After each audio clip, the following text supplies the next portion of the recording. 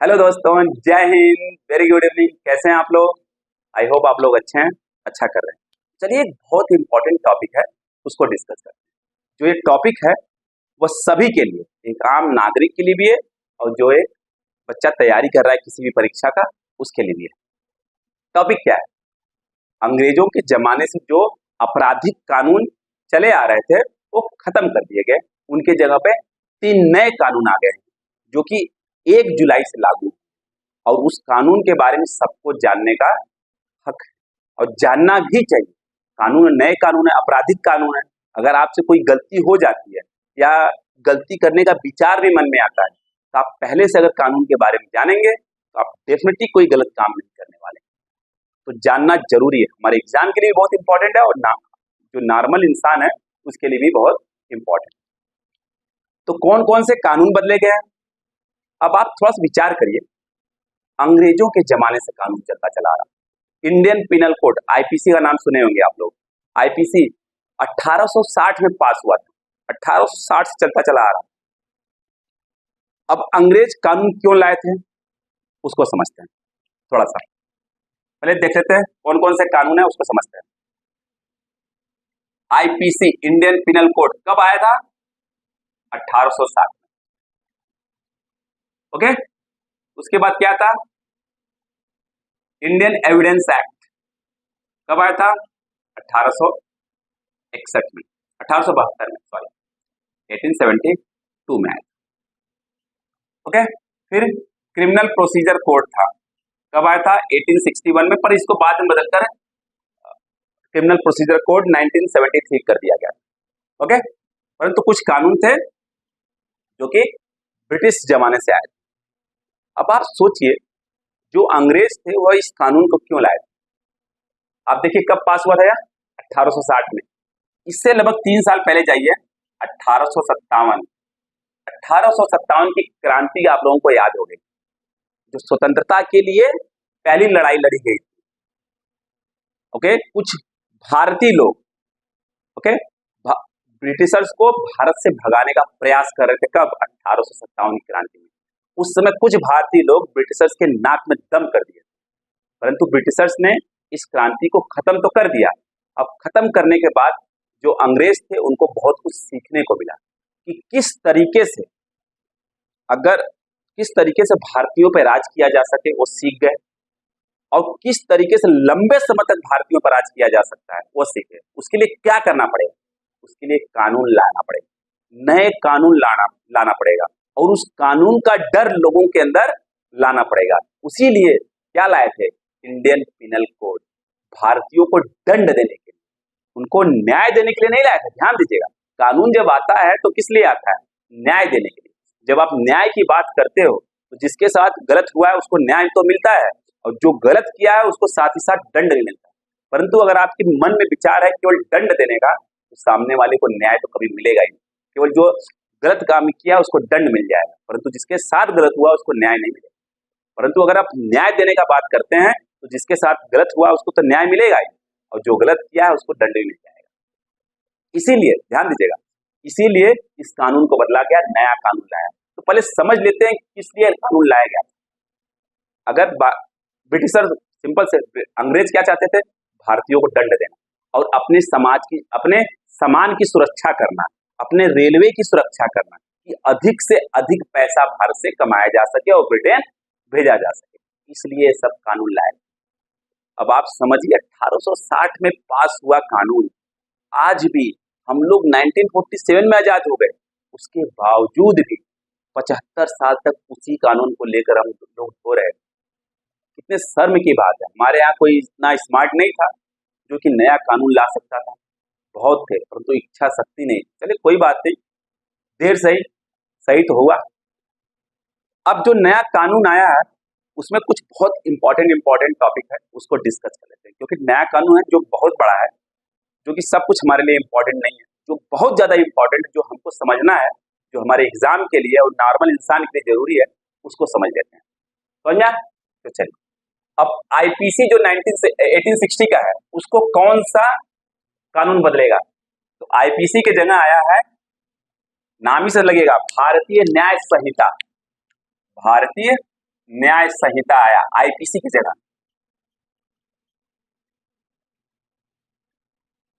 ध्यान दीजिएगा, न्याय संहिता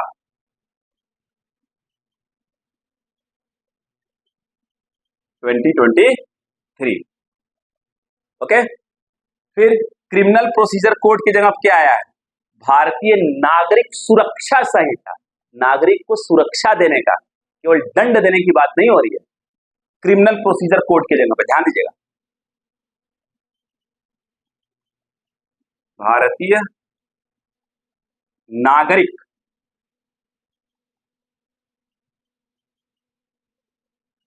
सुरक्षा संहिता 2023। ओके, और जो इंडियन एविडेंस एक्ट है उसके जगह पे क्या है? भारतीय साक्ष्य अधिनियम। भारतीय साक्ष्य अधिनियम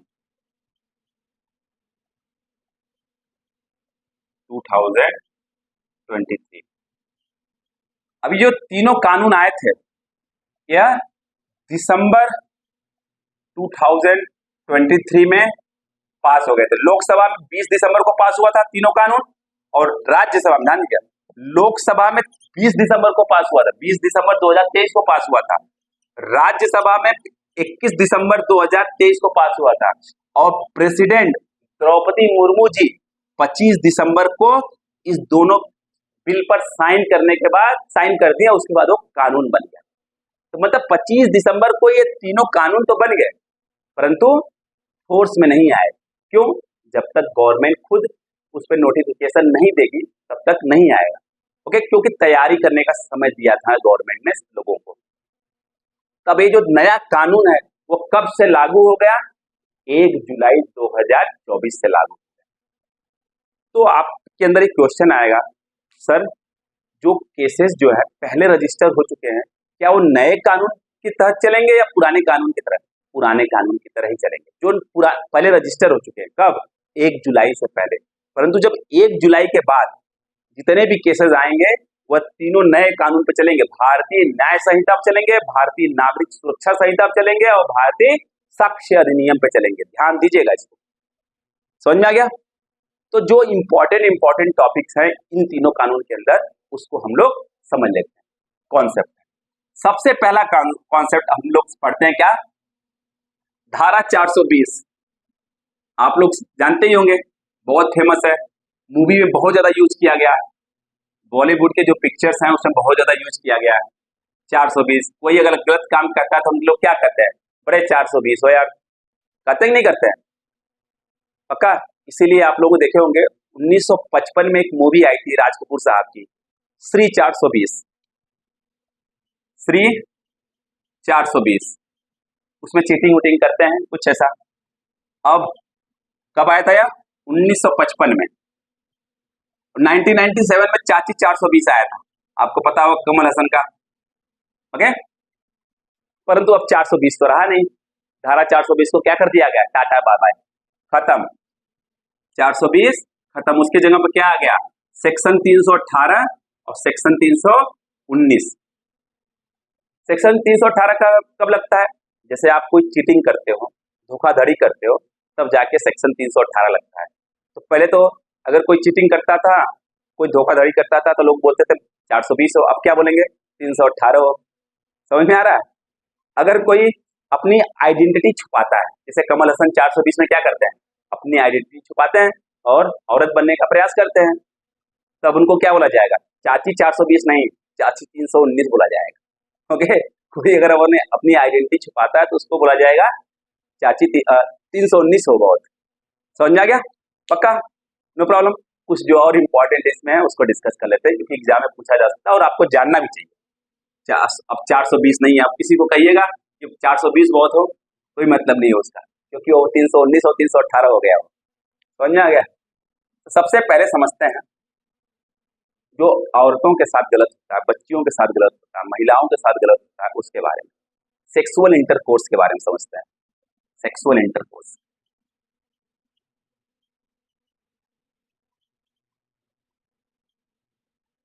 मान लीजिए इसमें क्या होगा, कोई व्यक्ति अगर गलत तरीके से प्रॉमिस करता है किसी लड़की के साथ कि मैं आपसे 2 साल बाद या 3 साल बाद शादी करूंगा, और उसके बाद क्या कर लेता है, उसके साथ सेक्सुअल रिलेशनशिप बना लेता है और बाद में कहता है कि नहीं हम शादी नहीं करेंगे, तो ये क्या है, अब एक इसको अपराध के रूप में गिना जाएगा और उसको 10 साल की सजा हो सकती है और फाइन भी हो सकता है, ध्यान दीजिएगा। ओके। और कोई व्यक्ति अगर फॉल्स प्रॉमिस करता है, गलत तरीके से प्रॉमिस करता है कि मैं आपको जॉब दिला दूंगा, आपका प्रमोशन करा दूंगा, उसके साथ साथ अगर उस लड़की के साथ सेक्सुअल रिलेशनशिप बनाता है और अपने प्रॉमिसेस को फुलफिल नहीं करता है, तो क्या हो सकता है, यह एक तरीके से क्या है, यह उस लड़की के साथ गलत हुआ है। इस केस में भी क्या हो सकता है, 10 साल की सजा हो सकती है और फाइन भी हो सकता है। बात समझ में आ रही है? ओके, तो यह है सेक्सुअल इंटरकोर्स। दूसरा चीज है, जैसे बहुत ही इंपॉर्टेंट, जीरो FIR। थोड़ा समझिए, जीरो FIR। ये जीरो FIR क्या है? मान लीजिए आप कहीं गए, आपके साथ कुछ गलत हुआ, आप अपने थाना क्षेत्र में नहीं है, तो किसी भी थाना क्षेत्र में आप क्या करा सकते हैं, जीरो FIR दर्ज करा सकते हैं। 15 दिन के अंदर वो FIR क्या होगा, आपके थाना क्षेत्र में ट्रांसफर हो जाएगा। समझ में आ गया? अगर पुलिस FIR करती है तो उसको 90 दिन के अंदर चार्जशीट फाइल करनी पड़ेगी। जो चार्जशीट है उसको 90 दिन के अंदर फाइल करनी ही पड़ेगी। अब पहले की तरह नहीं होगा, तारीख पे तारीख बिल्कुल नहीं होगा। ओके, दामिनी मूवी आप लोग देखे होंगे, सनी देओल चिल्लाते हैं तारीख पे तारीख। ओके हमारी आवाज सही नहीं है और हम एक्टर भी अच्छे नहीं है, तो हम उतना अच्छा नहीं कर सकते हैं। ओके, समझ में आ गया? तो मान लीजिए अगर FIR दर्ज हुआ तो पुलिस को 90 दिन के अंदर चार्जशीट फाइल करनी पड़ेगी, और उसके बाद जब पहली कोर्ट के अंदर पहली सुनवाई होती है तो पहली सुनवाई के 60 दिन के अंदर कोर्ट को आरोप तय करना पड़ेगा कि हाँ, इस आदमी के ऊपर या इस महिला के ऊपर यह आरोप लगते हैं। फिर जब आरोप तय हो जाता है तो उसके बाद 30 दिन के अंदर कोर्ट को अपना फैसला सुनाना पड़ेगा, जजमेंट देना पड़ेगा। मतलब जल्द से जल्द फैसला सुनाना पड़ेगा। क्यों? अगर कोई न्याय देर से मिलता है उस न्याय का कोई मतलब नहीं होता। पहले वाले कानून में ऐसा कुछ नहीं था, अब ये नए कानून में यह प्रावधान लाया गया है कि FIR हुआ तो पुलिस को काम सौंप दिया गया कि आप काम करिए, 90 दिन के अंदर FIR जो चार्जशीट है उसको फाइल करिए। और कोर्ट के अंदर गया, कोर्ट ने पहली हियरिंग हुई, तब कोर्ट ऐसा नहीं है उठा के रख दिया 3 साल बाद, 4 साल बाद, 5 साल बाद सुनेंगे। क्या होता है, कुछ केसेस ऐसे होते हैं, आदमी जब 20 साल का है तब फाइल होता है, अब जब 80 साल का हो जाता है तब उसका जजमेंट आता है उस पर। क्या मतलब उसका? कोई मतलब नहीं है।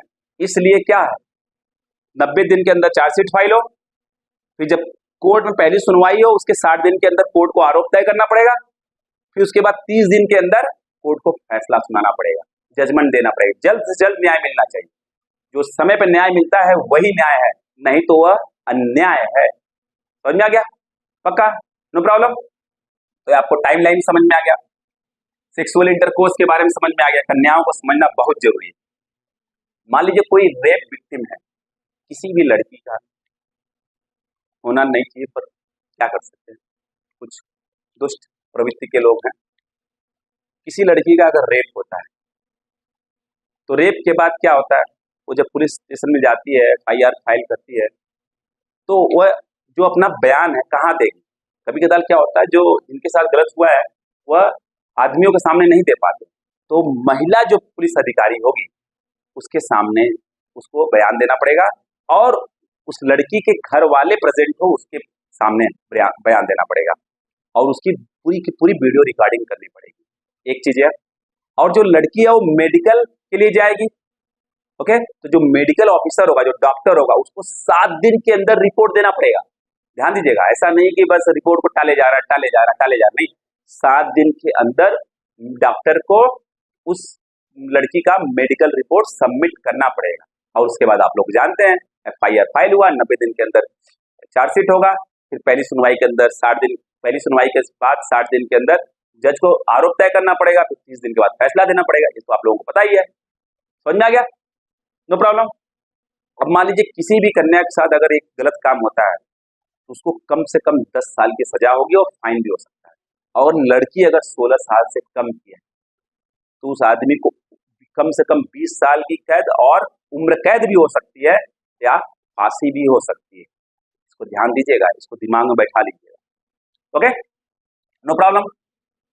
और है टेररिस्ट एक्ट। आज तक हमारे कंट्री के अंदर टेररिस्ट होते कौन है ये डिफाइन ही नहीं। अब समझिए आतंकवाद से हम लोग कितना जूझ रहे हैं, उसके बावजूद भी टेररिस्ट कौन है।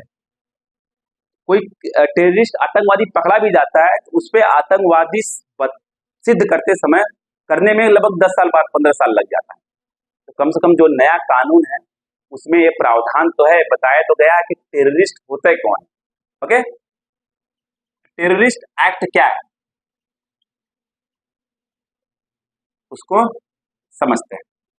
ओके, मान लीजिए कोई हमारे देश के इंटीग्रिटी, मतलब जो यूनिटी है, इंटीग्रिटी है, सॉवरेनिटी है, सिक्योरिटी है, मतलब एकता, संप्रभुता, अखंडता, इसको और जो हमारे देश की सुरक्षा है उसको अगर कोई भी नुकसान पहुंचाना चाहता है, क्या क्या, एकता को, अखंडता को, संप्रभुता को और सुरक्षा को, हमारे देश की किसी भी चीज को अगर नुकसान पहुंचा रहा है कोई भी व्यक्ति या कोई भी ऑर्गेनाइजेशन, तो वो क्या कहलाता है, वो आतंकवादी कहलाता है या आतंकवादी संगठन कहलाता है। समझ में आ गया? ऐसा नहीं कोई आकर हमारे एकता को खत्म कर दे, हमारे संप्रभुता को खत्म कर दे, हमारे अखंडता को खत्म कर दे, हमारी सिक्योरिटी को एकदम खत्म कर दे। भारत के यूनिटी, इंटीग्रिटी, सॉवरेनिटी, सिक्योरिटी की को कोई भी खतरा पहुंचाता है, कोई भी थ्रेट करता है तो वह एक टेररिस्ट एक्ट है। समझ जाइए। और लोगों के अंदर अगर कोई टेरर फैलाना चाहता है, आतंक फैलाना चाहता है, या कुछ लोगों के अंदर या बहुत सारे लोगों के अंदर, या वो इंडिया के अंदर हो या कोई इंडियन विदेश में हो, अगर इसके अंदर किसी भी भारतीय के अंदर, चाहे वो देश के अंदर हो या विदेश में हो, उसके अंदर कोई भी आतंक फैलाना चाहता है तो वो भी क्या है, एक टेररिस्ट एक्ट है। कम से कम अब डिफिनेशन तो आ गया हमारे पास कि टेररिस्ट एक्ट होता क्या है। समझ में आ गया? कोई भी हमारे एकता को नुकसान पहुंचाता है वो टेररिस्ट है, कोई भी हमारे अखंडता को नुकसान पहुंचाता है वो टेररिस्ट है, कोई भी हमारे संप्रभुता को नुकसान पहुंचाता है वो टेररिस्ट है, कोई भी भारत की सुरक्षा को नुकसान पहुंचाता है वो टेररिस्ट है, कोई भी हमारे अंदर आतंक फैलाने की कोशिश करता है वो टेररिस्ट है, कोई भी जो भारतीय विदेश में रह रहा है उसके अंदर आतंक फैलाने की कोशिश कर रहा है वो भी टेररिस्ट है। अब कम से कम टेररिस्ट का डिफिनेशन है तो काम आसान हो जाएगा। समझ में आ गया? काम आसान हो जाएगा उस व्यक्ति को दंड देने में। मॉब लिंचिंग, मॉब लिंचिंग का आप लोग बहुत सुनते होंगे न्यूज में, उसको भी डिफाइन किया गया, पहले नहीं था, अब डिफाइन किया गया है। अब मॉब लिंचिंग में क्या आता है, कोई भी ग्रुप है जिसमें 5 या 5 से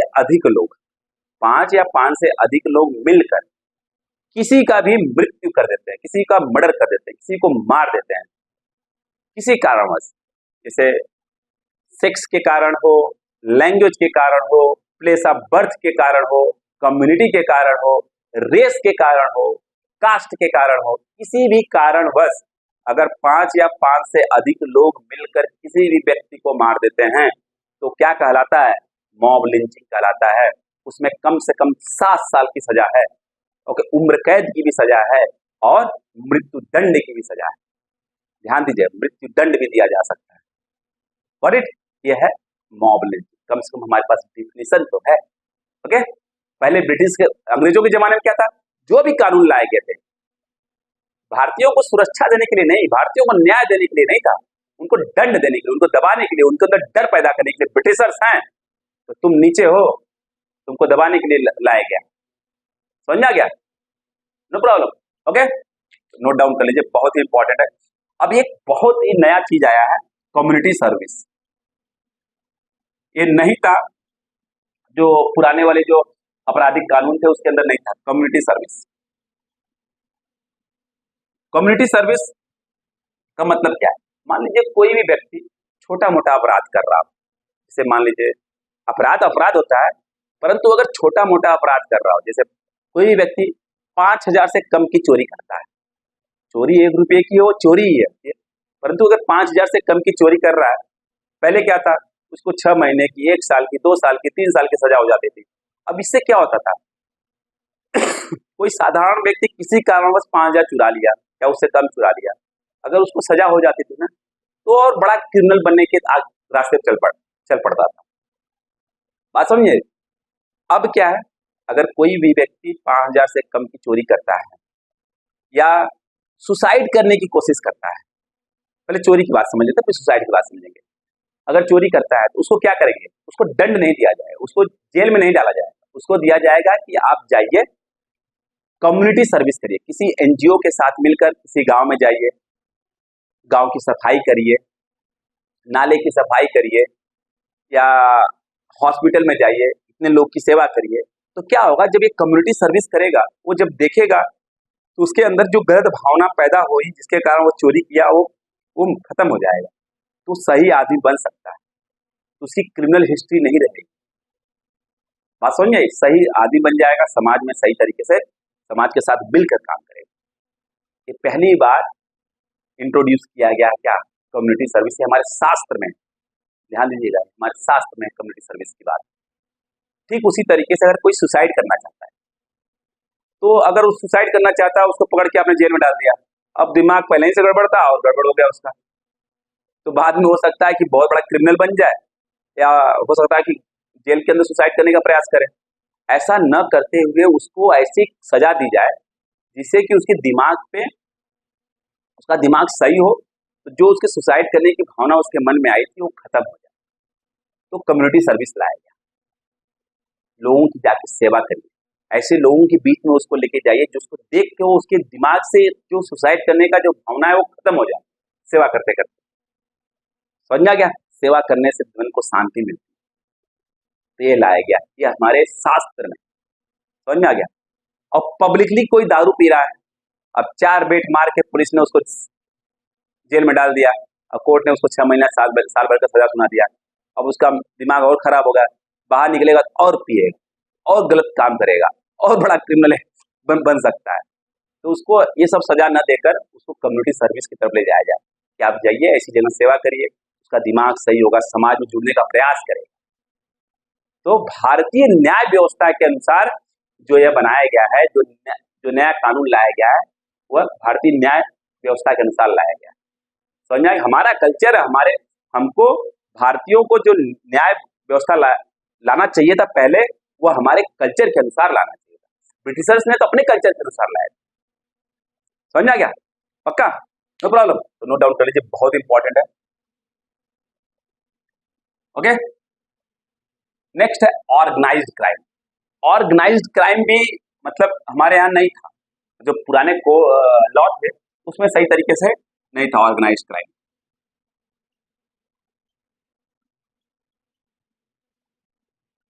ऑर्गेनाइज्ड, हाँ, स्टेट में था, कुछ स्टेट में था, जैसे महाराष्ट्र में मकोका था। ओके, महाराष्ट्र में मकोका था, पर पूरे नेशनल लेवल पर कोई भी ऑर्गेनाइज्ड क्राइम से रिलेटेड कोई हमारे यहाँ कानून नहीं। ऑर्गेनाइज्ड क्राइम का मतलब क्या है, कुछ लोग मिलकर जानबूझकर लगातार क्या कर रहे हैं, कुछ क्राइम कर रहे हैं, जैसे किसी को किडनैप कर रहे हैं, साइबर क्राइम कर रहे हैं, ह्यूमन ट्रैफिकिंग कर रहे हैं, महिलाओं या बच्चियों को पकड़कर क्या कर रहे हैं, प्रोस्टिट्यूशन की तरफ लेके जा रहे हैं। ये क्या है, एक तरीके से ऑर्गेनाइज्ड क्राइम है। आप ऐसे ही नहीं कर रहे हो कोई क्राइम, आप सोच समझकर, पूरा विचार कर, पूरा दिमाग लगाकर उसको एग्जीक्यूट करने का प्रयास कर रहे हो। ये क्या है, वो ऑर्गेनाइज्ड क्राइम। तो पहले तो नहीं था, कुछ स्टेट में है पर नेशनल लेवल पे नहीं था, पहली बार इसको लाया गया है, इंट्रोड्यूस किया गया है ऑर्गेनाइज्ड क्राइम। तो पूरे इंडिया लेवल पर लाया गया है, जो कि बहुत ही अच्छी बात है। समझ में आ गया, no problem, got it, okay. कोई भी अनलॉफुल एक्टिविटी करिए, कोई भी गैर कानूनी काम करिए, जहां पे ग्रुप कुछ लोग मिलजुल के कर रहे हैं, पूरा दिमाग लगाकर, पूरा सोच समझ के कर रहे हैं, ऐसे ही नहीं कर दे रहे हैं, तो क्या होता है, वो ऑर्गेनाइज्ड क्राइम के अंदर आता है। समझा क्या? जैसे कुछ ले लीजिए, ह्यूमन ट्रैफिकिंग,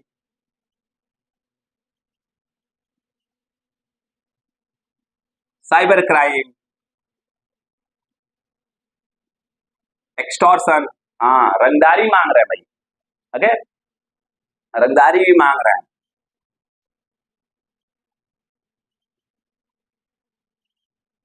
लैंड ग्रैबिंग, अब कोई 20 साल काम करके जमीन खरीदा और कोई गया उसके पास कंटपी पे, मतलब कान के ऊपर पिस्तौल रख के बोला चाचा ये जमीन हमारे नाम कर दीजिए नहीं तो यहीं ठोक देंगे, ये गलत बात है ना? ओके, एक तरीके से क्या है, ऑर्गेनाइज्ड क्राइम है कि नहीं? तो इस टाइप के क्राइम को डील करने के लिए नेशनल लेवल पर कोई कानून नहीं था, पहली बार लाया गया। Got it?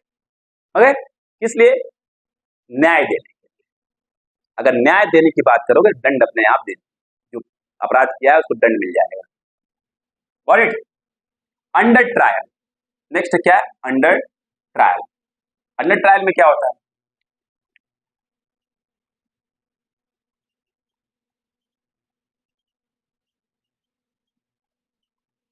अंडर ट्रायल में क्या होता है? जैसे मान लीजिए बहुत बार किसी को कोई अपराध किया, कोर्ट ने सजा सुनाया, चलिए वो जेल में चला गया, ट्रायल चल रहा है, ट्रायल चल रहा है, मतलब सजा सुनाया नहीं सुनाया अभी, पर ट्रायल चल रहा है उस आदमी के ऊपर, जेल के अंदर है और ट्रायल चल रहा है, और बाद में सजा सुनाई गई 10 साल की, और सजा सुनाते सुनाते 5 साल उस आदमी ने जेल के अंदर काट दिया।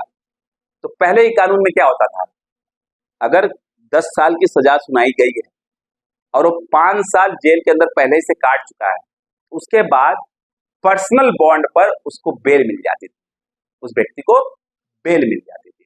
परंतु उम्र कैद की सजा में ऐसा नहीं होता था, और डेथ पेनाल्टी में नहीं होता था, मतलब जिसको फांसी लगती थी उसमें ऐसा कुछ नहीं होता था, और जिसको उम्र कैद की सजा सुनाई गई है उसमें कुछ नहीं होता था। पर मान लो किसी को 10 साल की सजा सुनाई गई हो, 20 साल की सजा सुनाई गई हो, अगर 20 साल की सजा सुनाई गई और सजा सुनाने से पहले 10 साल उसने जेल में काट लिया, 10 साल तक ट्रायल चलता है, क्योंकि आप समझिए देश में 3 करोड़ से अधिक केसेस जो पेंडिंग है, मतलब बच्चे पड़े हैं, उसमें कोई काम ही नहीं चल रहा है अभी, तो केस आने में थोड़ा समय लगता है, तो 10-10 साल लोग लग जाते हैं, लोगों को जेल में गुजारे। 20 साल की सजा सुनाई गई, 10 साल उसने जेल में काट दिया, तो जो 10 साल बचा उसमें क्या मिल सकता है, उसको पर्सनल बॉन्ड पर उसको बेल मिल सकता है। ये सब तो है, पर जो नया कानून है उसमें क्या किया गया है कि जितनी सजा सुनाई गई है, अगर उसका 1/3, मान लीजिए 9 साल की सजा सुनाई गई उसको, अगर वो 3 साल जेल के अंदर गुजार लिया है, उसके बाद उसको बेल मिल सकता है।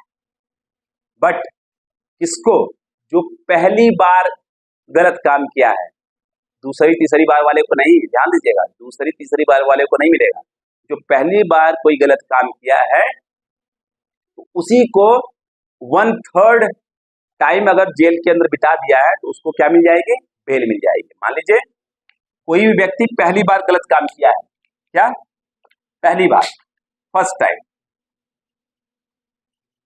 टाइम गलत काम किया है और उसको 3 साल की सजा सुना दी गई, 3 इयर्स की, ओके, और 1 साल जेल में बिता लिया है, 1 साल जेल में बिता लिया है, मतलब 1/3 जो है वो जेल में बिता लिया, अब उसको क्या मिल सकता है?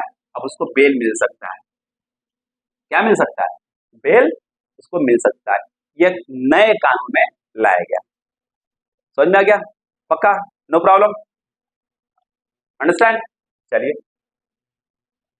पर्सनल बॉन्ड पर ध्यान दीजिएगा, पर्सनल बॉन्ड पर उसको बेल दे दिया जाएगा। नेक्स्ट है फॉरेंसिक प्रोब। Forensic probe,